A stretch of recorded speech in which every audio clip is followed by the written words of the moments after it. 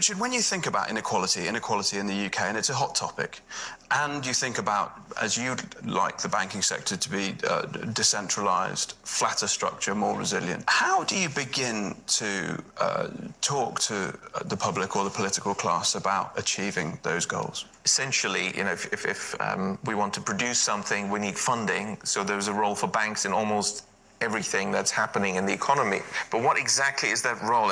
I'd like to reflect on that. Banks are being thought of as intermediaries, but this is not really what's happening. Banks... What are they then? They're creators of the money supply. So you're firmly of the view that banks create money out of thin air?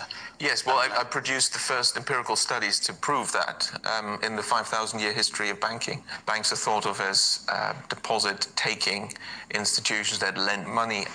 The legal reality is banks don't take deposits and banks don't lend money. So what is a deposit? A deposit is not actually a deposit. It's not a bailment. It's not held in custody. At law, the word deposit is meaningless. The law courts and various judgments have made it very clear if you give your money to a bank, even though it's called a deposit, this money is simply a loan to the bank. That's true, yeah. So there is no such thing as a deposit. So you think it's poorly and it's adequately named then? So banks borrow from the public. Okay, so that much we've established. What about lending? Surely they're lending money.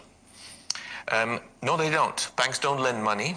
Banks, again, at law, it's very clear, they're in the business of purchasing securities. That's it.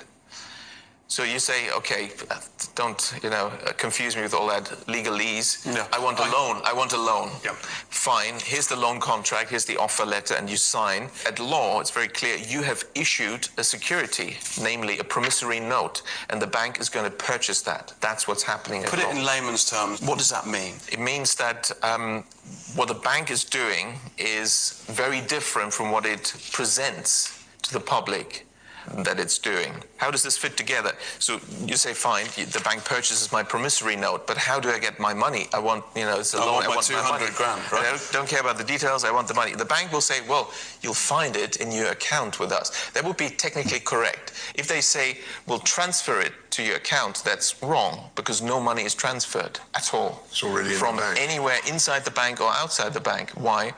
Because what we call a deposit is simply the bank's record of its debt to the public.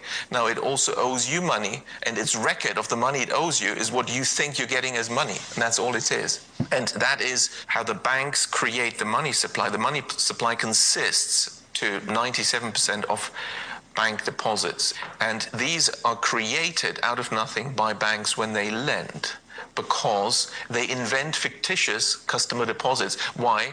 They simply restate, slightly incorrectly in accounting terms, what is an accounts payable liability arising from the loan contract having purchased your promissory note as a customer deposit, but nobody has deposited any money. I wonder how the FCA deals with this, because in the financial sector, you're supposed to not mislead your customers.